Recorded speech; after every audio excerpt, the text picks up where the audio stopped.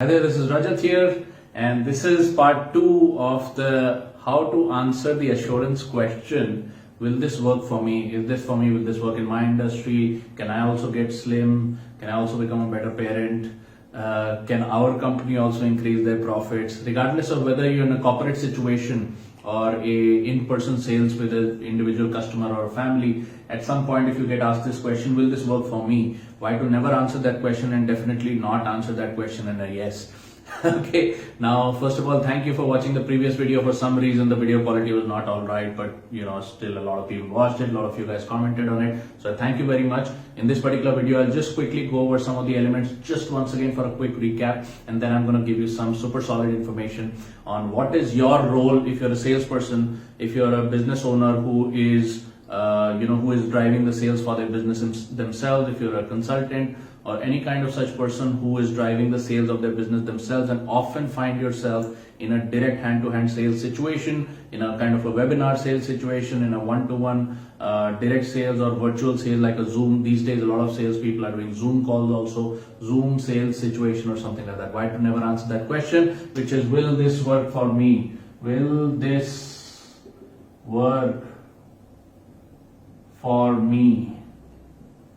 In the last video, I had advised you never ever to answer that question, although I'm sure you will have come loaded with certain case studies, certain references, certain assurances saying yes, this is for you, etc. Okay, why to never answer that question? So let's go into point number one. Point number one. What is your role as a salesperson? What is your role as a salesperson? They say always be closing, so your role as a salesperson is to collect the check. No matter what, they say in sales, always be closing. Just try to get to the check, get to the payment, advance payment, whatever, as soon as possible. And I say never be selling. It's pretty much the same thing. You can always be closing, but never be selling. What is selling? Okay, selling is when a salesperson starts to answer technical questions to assure the prospect that yes, this is for you. Selling is when a salesperson starts to make projections that are no business of theirs. Selling is when salespeople start, walking customers, starting putting themselves into situations where they are liable. They're liable to get fingers pointed at them later, saying, I was convinced to do this, I was forced to do this by the salesperson, I was not given the right information, or adequate information or whatever. Okay, it is not your job as a salesperson to do the selling, at least in today's times. Today's times, all the information is available. Customers are smart, they are very, very educated. If they want more information, they can always go out, get more information from the internet, get more competitive information, etc., etc., etc. They know best. Customers today know best. Okay, so it's not your job to do the selling. So what is your job? What is your job? I'm just going to read up from my notes over here just so we have continuity and I don't waste your time. But you have three basic functions of a salesperson once you actually come into the hand-to-hand sales situation. Even if you're somebody like a direct selling marketer where you're selling an opportunity, an LIC person who's selling insurance, a B2B person who's going in to close a deal or something like that. Okay, so your job as a salesperson, what's your role as a salesperson? What should a salesperson do? Your role as a salesperson, number one, is to ascertain interest. Ascertain interest. Okay, usually for little more complex items, something that's a non-commodity. For all commodities, if I want to buy an iron that irons my clothes, is good for nylons as well as cottons, I can literally go to Amazon, answer that question for myself, buy it, and they will deliver it. Okay, that's a commodity item. What's another commodity item? Another commodity item is, I want to get some spare parts for my car or something like that. Pretty much people just take care of it themselves. But if you're in a situation where little more complex problems are to be solved, those are the situations which require the involvement of a salesperson. Those are the situations that require the involvement of a salesperson. Everything else today is being sold by robots. Okay, everything else today is being sold by robots. All commodity today is being sold by robots, which could be robots that drive online ad campaign on Facebook and Google. Robots or bots that drive, you go to a customer's website, a supplier's website, you want to ask a question, there's an automated chat bot over there, right? So everything that is a commodity item is being sold by robots today. The involvement of a salesperson is only going to be required for complex results that a customer wants to get, and your product or service can get them to either all the way or almost all the way or a little bit of the way. Okay, they want to achieve a certain result. Okay, they want to go all the way, they want to go a little bit of the way, they want to go almost all the way. Your product comes in somewhere over there. Okay, so your goal number one is to ascertain interest, provide or outline their options. What are their options? Okay, Mr. Customer, this is or Miss Customer, this is what you want to do. These are your options. Okay, and third, if they decide to go in for your product, agree to a fair exchange, which we call negotiation or offer. Okay, negotiation or offer. Ascertain the interest. Sorry for the bad handwriting. Ascertain the interest, provide the options, and agree to a fair exchange. Okay, ascertain the interest, provide the options, and agree to a fair exchange. If you do not do that, you try to sell and say, yeah, this is for you, take my word for it, there you go, you're going to have two types of problems. What are the two types of problems? The first thing is either you will get the wrong kind of customers. Okay, wrong customers. What are the wrong customers? Customers who do not intend to take the steps necessary to solve their problem, and hence are likely to never use your product at all or use it in the desired way possible. Okay, so wrong kind of customers. I want to achieve health. Will getting a subscription to your gym make me healthy? The answer is yes. Our gym has lots of good people in your age group. They're all getting healthy. You'll also get healthy. Please make sure you come. Yes, okay, I sign. Maybe I even attend a few days. I don't want to do the hard work. I don't want to make the sacrifice necessary to get health. I'm not going to get the health.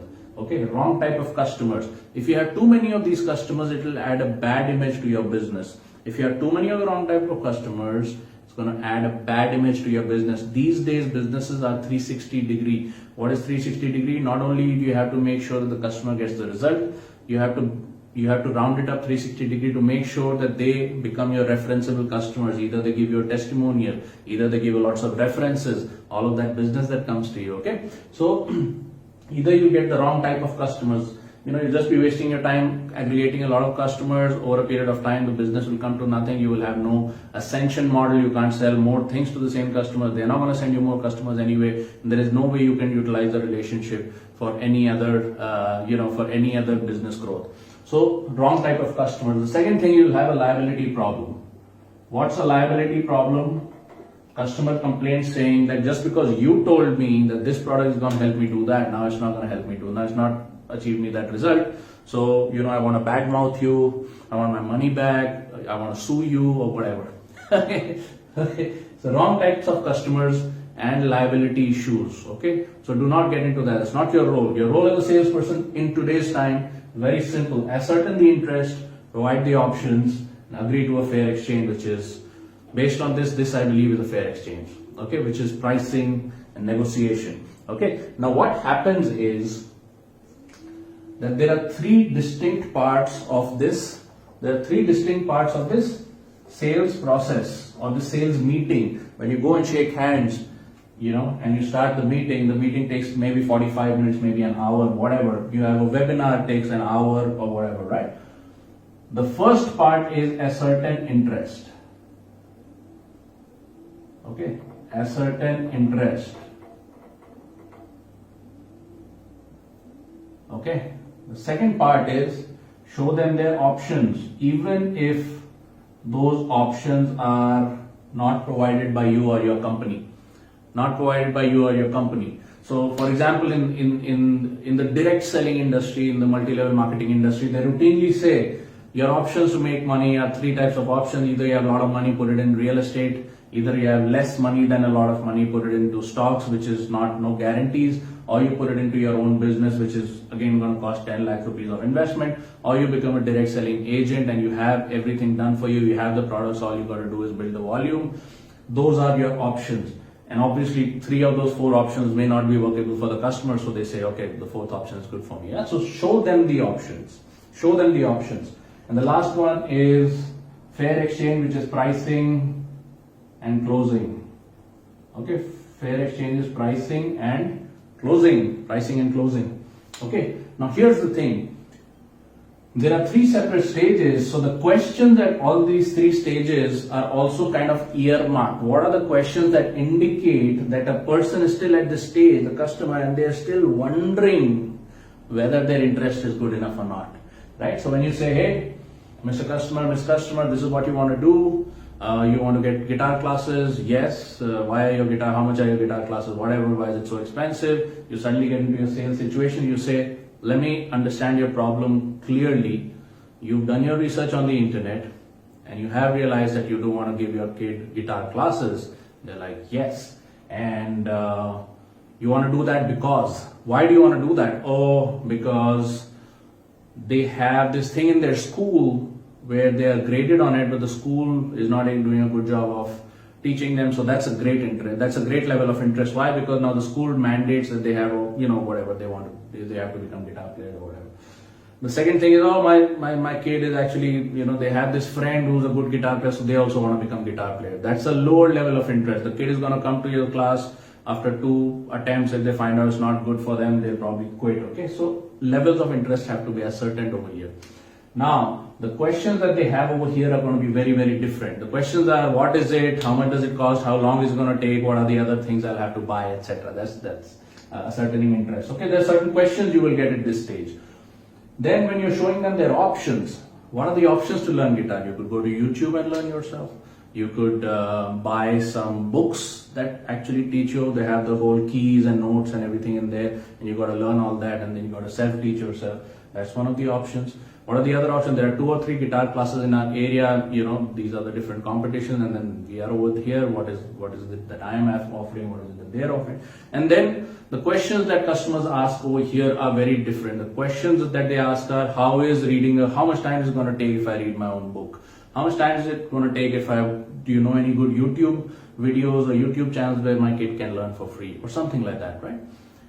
And then when it comes to actually how is your product better, this question could come here, this question could come here also, but it's best that you answer the question over here. And then at a fair exchange, it's very simple. You just got to outline the summary. You do need to get to a 7 on 10 level for playing the guitar because this is a pressing need of yours, because the school has something, your kid doesn't want to show up and look like a fool. So we have exactly 3 months. Yes, we already have seen all these options. You don't want to go with a book, you don't want to go with a YouTube video, YouTube channel, because learning from there is going to take X amount of time. There is no accountability, etc. Yes, now there are X, Y, Z number of options that you have in terms of classes, and the only one that is near to your house is ours.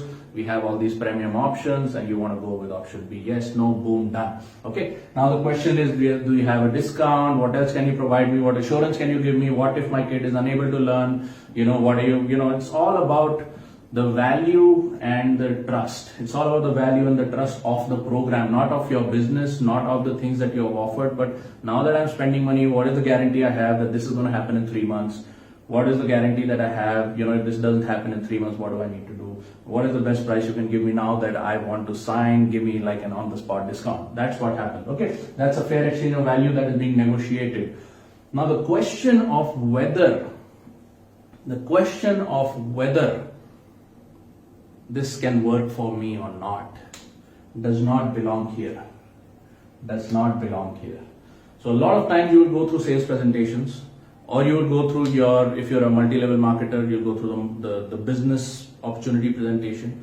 A lot of times you will, if you're into mutual fund selling, LIC selling, you go through the whole program. A lot of times you're into, you're a professional who has a large program, and you're providing an initial consultation that requires them to take a step, sign up for a 6-month program or something like that.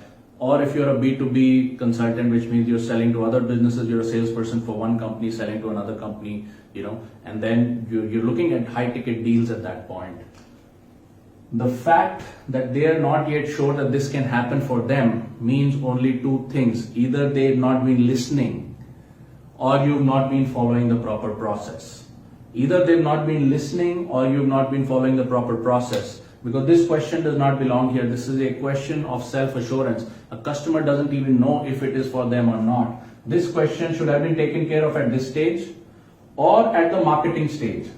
What is marketing? When they first come to know about you through a newspaper ad, they know about you through an ad, through a Facebook ad, somebody refers them to you. You know, the first thing that you got to do at that point is figure out how committed they are to doing this at the marketing stage by having them take certain actions, or at the ascertaining of interest stage. Okay, at this point, if they ask the question, can it happen for me? Definitely it's a good question to answer at that point. But right when you're coming to the close and somebody asks you, you know, can it really happen for my industry? Can it really happen for my kid? Can it really happen for 6-year-old kids? Can this even happen in India? Do Indian people, I don't know of a single Indian guitarist who's been able to get to that level, or something like that, okay? This is the wrong place to be answering that question. If you answer this question, unless it's a no answer, always give a direct no answer. If you feel the customer is not the right fit for your product, just say no, I don't feel it can fit, you know, maybe refer you to some other people or something like that, okay? But if it's a yes answer, you cannot say yes. That will put you into two problems. Either you'll have a liability issue later, or you'll have a wrong kind of customer who just signed up because they got the assurance from you. They don't want to pay the price. They don't understand what price has to be paid. The money to be paid is just one part. Then the effort has to be put in, the consistency has to be there, the determination has to be there, etc., over long periods of time before they achieve the result, right? So if they don't know what price has to be paid and you assure them, then you'll get a wrong kind of customer. They won't do anything about it because they don't want to pay the other prices in addition to the cash price. Okay, so what is there to be done? What do you do? Let me just quickly look at my notes. All right.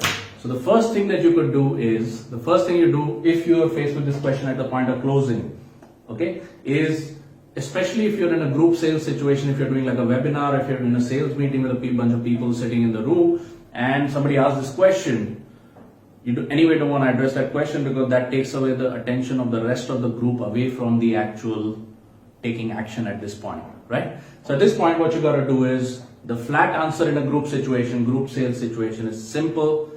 All the information has been provided to you, Mr. and Ms. Customer. That applies to all of you folks. This is all the information I have to provide. We feel we've done a good job in providing information. At this point, it is an instinctive decision on your part, yes or no. And whatever decision you take will be the right decision for you. So I don't want to push it. I would say yes, and I probably get more sales today, but I don't want to do that. This is entirely a call that has to be taken by you. And I assure you that whatever call you take is going to be right for you. And I'm with you either way. Okay? So at this point, you don't want to give an answer. You want to say, all the information has been provided to you. Whatever decision you take is good for you. You will be surprised that when you don't budge your ground, you will get closure rates of up to 35-40%. If you don't budge your ground, you'll probably get closure rates of up to 35-40%. However, if you give them an assurance answer, yes, this is applicable for you as well, your closure rates will pretty much drop to maybe about 20%, 15%, whatever. Okay, you'll be surprised doing this. Okay, the moment you stand your ground and say, this is it, at this point, whatever decision you take, I'm with you, it will be the right decision for you, and I'm there to support it. Okay, so if you decide to walk away from this decision, I think it's the right decision for you. That automatically means that this product or this service is not meant for you, and I'm here to support you. Okay, at this point, what's going to happen is the people who are kind of 50-50, it's a self-belief issue, yeah? So the people who are 50-50 are probably going to sign. So just watch the previous video that I released a couple of days ago. It's a little hazy in the video and all that, but you pretty much be able to get the idea. What is the self-assurance problem that a customer has when they ask this question? That's a group sales situation. Now, if you're in a one-to-one sales situation, which primarily means your product is expensive enough that you're taking the time to sell it one-to-one, whether it's via Zoom call, whether it's via telephone call, whether it's via in-person meeting or something like that. At which point, what you want to do is, you want to move them. You want to move them one level above. Okay? You want to move them one level above or 2 levels above. Okay? You want to move them one level above or 2 levels above. What is the one level above? It is to say, Mr. Customer, Miss Customer, are we still talking about you getting this result in 3 months of time, yes or no? Do you want to do it? And they're like, yes. Why do you want to do it? You can ask them the whole thing again, and they will answer you why they want to achieve that. And then there are 1, 2, and 3 options, 4 options that we went to. Can you think of any other options? Or would you like to phone a friend and ask for some options or something, right? and then they say, yeah, I guess these are the options. Now there are only two things that could be the issue over here. One is either you really need a little more time to think about it. That's fine. Okay, the answer is yes or no. Yeah, you want more time to think about it, and they may say yes, I need more time to think about it. That's fine. The second thing is, do you think there are any other options? Yeah, I suddenly realized there's this option. After you told me all the options and everything, suddenly I just realized there's one more option. Like my Mamaji's nephew's wife actually is a very good guitar player herself. Just realized that right now. Okay, my Mamaji's nephew's wife, like some relative that I never thought about till today, plays very good guitar. Maybe my kid needs to consult with her before we come back to you. Yeah, maybe we need to consult with her before we come back to you. Okay, in which case they have more options than you thought they have, which is fine. Okay, at which point you tell them, hey, I would love it if you would do that. How much time do you think it's going to take for you to do that? They say yes, no, whatever. And you say, well, the discount that we just negotiated, you asked for an extra discount. I told you a 10% spot discount. This thing is going to go. So you can consult. If you still decide to come to us next week, we'll still do business with the discount goes. Okay. Or you can tell them, hey, this 10% discount in good faith. You just have to make a call. In good faith, I'm going to hold this discount for you for another 24 hours. Let's say tomorrow evening, 7:30. After that, it's done. Do you think that's a valid thing? And they're like, yes. And boom, it's over. It's done. Okay. So what you've done is you moved them up where they can convince themselves, where they can sell themselves. Okay, you move them up into this stage or this stage, wherever they want to sell themselves, and you've given them a little hook saying, this thing that you just negotiated with me about the 10% off, that's either going to expire now, or I'll hold it for another maybe 24 hours because I have got management. I can't be throwing out these discount offers and then expect my company to service them. I don't really own the company or whatever. And you can say, this is what we can do. So what you've done is you've given them a reason to come back to you, and you've given them the freedom to eject from that situation and from that high pressure situation, do some homework, and that's pretty much it. Okay. And what I would like to do is I tell them that somebody from my team is going to call from this particular number. This is my office number. Please save it. Somebody from my team is going to call you tomorrow at 2 o'clock just to give you a quick reminder before we retire your discount offer. Okay, that will give you another 5 hours for you to take. If you have forgotten it by then, to give you another 5 hours, and by tomorrow 7 o'clock we'll retire. Okay, now this is the phone number. There are two things that are going to happen. Either you're going to pick up the phone or you're not going to pick up the phone. If you pick up the phone, they'll remind you, at which point you can tell them what's going to happen, and we'll keep it open for 7 o'clock, or you're not going to pick up the phone. If you don't pick up the phone, we'll assume that you're not interested. So if you don't call back by 3 p.m., then we'll retire the offer by 3 p.m. Okay, so I put a couple of loops in there just to make sure that we would love to do business with you. The offer still holds. We want to put the best foot forward. We don't want to put pressure on you. Why don't you go back, check it. How long it's going to take? 24 hours, I think, is a fair amount of time. We will give you a call back. This is the number. Please save this number. If you don't pick up the phone, we will assume it's a no. Always assume it's a no and tell them that I am going with the assumption that we are not doing business. Okay, very, very powerful. I'm going with the assumption that you and I are not going to do business. Okay, we'll still give you a call tomorrow from this number. If you pick up the phone, we'll talk about it. The discount will still be open till 7. If you don't pick up the phone, we'll assume you're not interested. Boom, done, finished. Okay, now there's a sneaky little trick that I'm going to tell you. Okay, let me just stop over here and ask you, if you liked all of this information given in this video, if it really added value to your sales process, I want you to put your comments below and let me know what you got out of this. Yeah, what was the takeaway that you got from this? Okay, so be nice, put your comments. It'll ensure that the algorithm keeps showing you these videos. Otherwise, you will see slowly our content, the Facebook will stop showing it to you on your timeline, in which case you and I are going in different paths from there on. Okay, so if you like this till now, if you think it's valuable, just put in your comments. Second thing, I'm going to teach you a sneaky little trick.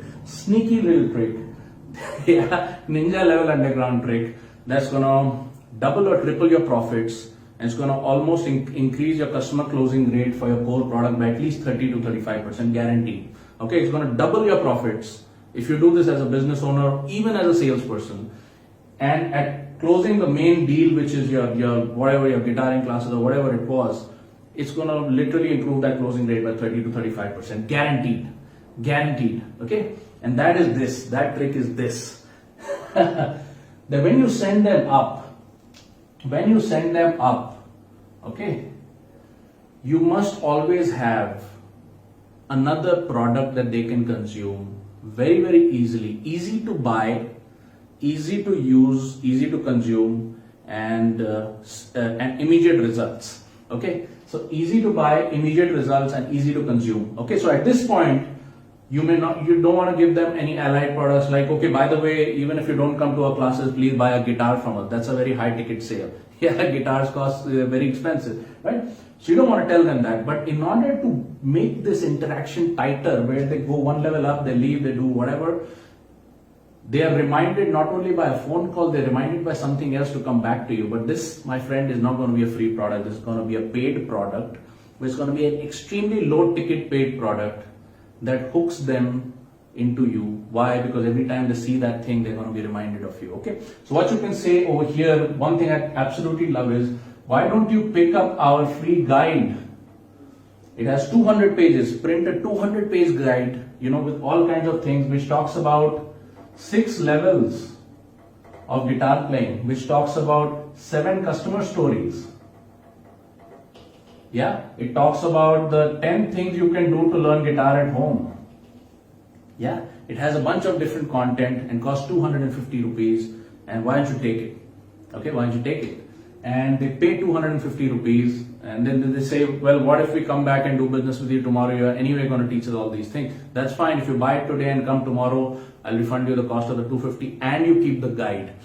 Take my guide. It's 200 plus pages, talks about the 6 levels of different guitars playing, that you need to know about, the 7 different types of customers, that we have service, which is people who are in service, people who are students, people who are business people who are ladies, homemakers, etc. Everybody has a different customer studies, and 10 different things that you need to know about X, Y, and Z, the 10 types of guitars, the 14 types of guitar strings, or whatever it is. Okay, and it's 250 bucks, and it will help you find some more resources. Hey, guess what? You want to take this decision in peacetime, please go to your home. Instead of going here and there and asking a bunch of unqualified people, you'll have a bunch of different resources in there where you can find out more, where you can compare prices, where you can find out, what is the journey going to look like in the next 3 months, 6 months, 3 years, 10 years. How is your kid's career going to be in this industry if they want to make a career out of it? What are the different things possible? Hey, we have tied up with 3 different student bands who actually play in different restaurants around the city, and it's just something that they use to practice their guitars, right? So what are these different student bands? What are the different restaurants where you can actually go and tie up and say, hey, my kid would just like to play for free, and your guests can get entertained. That way they get to practice, your guests are entertained, everybody's happy. 10 different places where you can tie up something, add some value over there, and say this guide is worth 250 bucks. Okay, take this guide, and when you go home, you'll have a resource which you can use to take this decision in your peacetime, in your peace. Yeah, you don't need to sit here and take that decision. When you come back tomorrow, if you do come back tomorrow, within 7 o'clock, within that 7 o'clock discount window, I'll pay you 250 bucks back, or I'll hive off another 250 bucks from your subscription, and you still get to keep the guide. You still get to keep the guide. Now what happens is that it takes care of 2 things. First of all, it puts a hard product, it could be a software, it could be a downloadable PDF or something. It puts a hard product in their house that's going to always remind them of you. Number 1. Number two, it instantly sets you up as an authority. For very little work, it'll instantly set you up as an authority, where it sets you up, not only sets you apart from all of your competition, it creates a compelling force saying, if these people are into this stuff this deep, then I do need to do business with them.